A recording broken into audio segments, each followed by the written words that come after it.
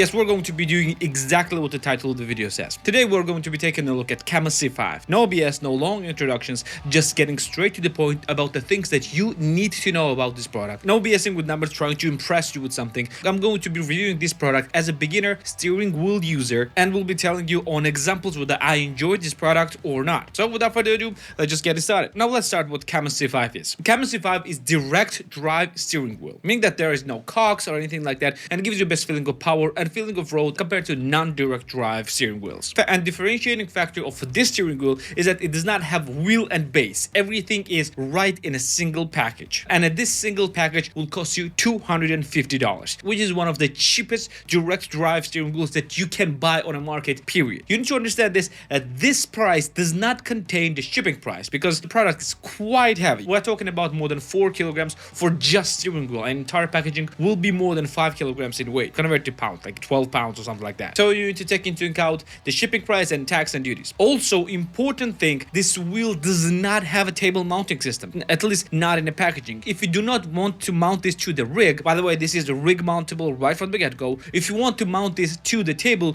you need to buy the table clamp separately, which will cost another $30. Is the huge deal? I don't think so. Still, the bundle will cost you around $280, which is not expensive at all for that direct drive wheel of this quality. Now, when you'll buy it, what you'll get it. This is a 5 Newton meter direct drive wheel, which means that it has plenty of power, but not too much power. And to be fair, for the beginner like me, this is strong enough. This is quite powerful enough. It is very, very strong and will force you to battle with a wheel to take a control of your car. So you need quite a strong grip to control this. Shape-wise, you see the shape. It's not exactly round and will not be best for the drift drivers, but to be fair, it's quite comfortable, even though a little bit small for me. And the build quality is solid. This is a chunk of metal, and it's very heavy and very sturdy. The leather is very pleasant. Stitching is very good, high quality as well. The face is covered with real carbon fiber, and it is very high quality. However, what I really do not like is the quality of the buttons. They feel like very, very low quality. Also, knobs are not the best. And by the way, this is all you get. You get a bunch of buttons, you get 3 knobs, and you also get a paddle shifters, which will be quite small for many people, but because my hands are quite large, it was not a big issue for me. Also, I have a rev indicator and speedometer. Now, how it feels to game on this. Let me go through few games and tell you what I felt in those games and how it drove it, what hoops did I have to jump through to make it work, and whether it worked right away or not. Well, first things first, what you need to install is a Cammus software.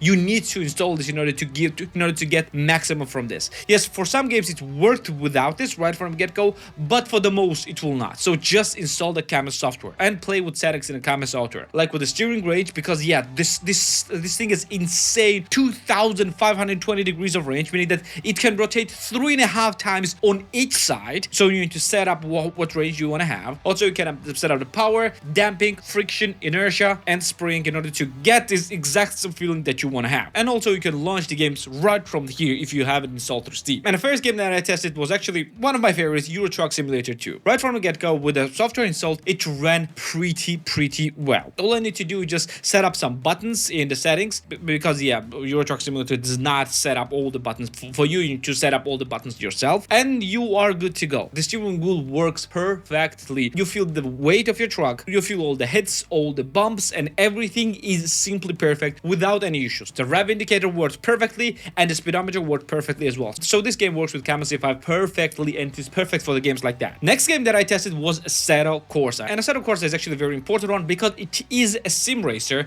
and it has a lot of hardcore fans. And here as well, it worked pretty much perfectly right from the get-go. I just need to do a few tweaks in the settings, and right from the get-go, it feels amazing. And it feels like Assetto Corsa is doing its own adjustments because every single car felt completely different and driving was insanely satisfying. Also, force feedback was much stronger compared to Euro Truck Simulator, giving you an almost real feeling of the car. And I had to battle with the steering wheel quite a lot in order to keep driving car as perfectly as possible, and the feeling was insanely good. Here also, rev indicator and speedometer works perfectly, and everything was pretty much perfect. The next game that I tried was BeamNG.drive, and here was the first issues that I encountered. First things first, it did not work right from the get-go. I needed to set up every single thing separately in the game. Steering, accelerating, decelerating. By the way, I also used Cammus pedals as well. And yeah, everything took a little bit more time, but then it started working. However, I didn't have force feedback on. Then it turns out that I had to turn on the separate setting in the game for the force feedback, and then it just worked completely fine. Force feedback was excellent, driving was excellent, and game felt amazing. However, the E1 issue still persisted. Maybe it was an issue with me, my rev indicator and my speedometer did not work. Maybe it's just an issue with me, but still. The next game that I tried was Mudrunner. By the way, I didn't test the SnowRunner, only Mudrunner, the old Mudrunner, not the Expeditions Mudrunner game. And with a little bit of weird setup in the game settings, because it has quite weird settings in the game,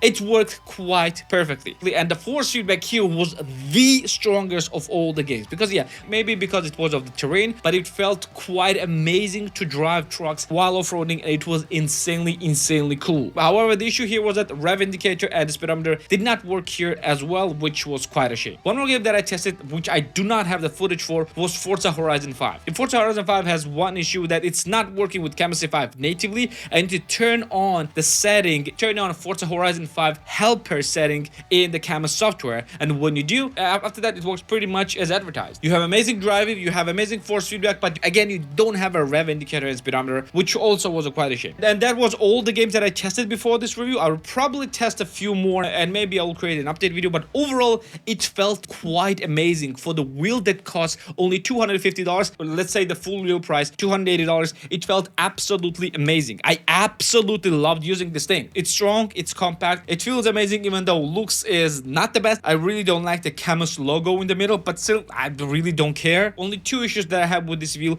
are the buttons. It would be great if I had some different rotary knobs, because these ones are way too stiff. They're not great feeling. I really rarely using them. It would have been great if I had some like analog knobs, and I think the Cammus C12 actually has this issue solved, but it's more high-end, and it would be great to have it on this one. And I would hope to have it a bit better buttons, because these buttons are way too stiff, and also they're all the same. They're all absolutely the same. You cannot just feel those buttons and understand which buttons are what buttons are doing what, which is insanely bad if you ask me. The paddle shifters are small, but to be fair, I didn't have any issues with that. It felt pretty much perfect for me, and yeah, it was not a big it was not a big issue for me. I also have Cammus CP5 pedals, and to be fair, it is nothing to be blown away with. It is a very basic pedal which only consists of accelerator and a brake, and yeah, it was great. It was good. It was just basic thing just to have fun with, but if you are into sim racing, yeah, you will need some more robust pedals. Overall, I actually highly recommend this wheel, and if you want to check it out, you can check it out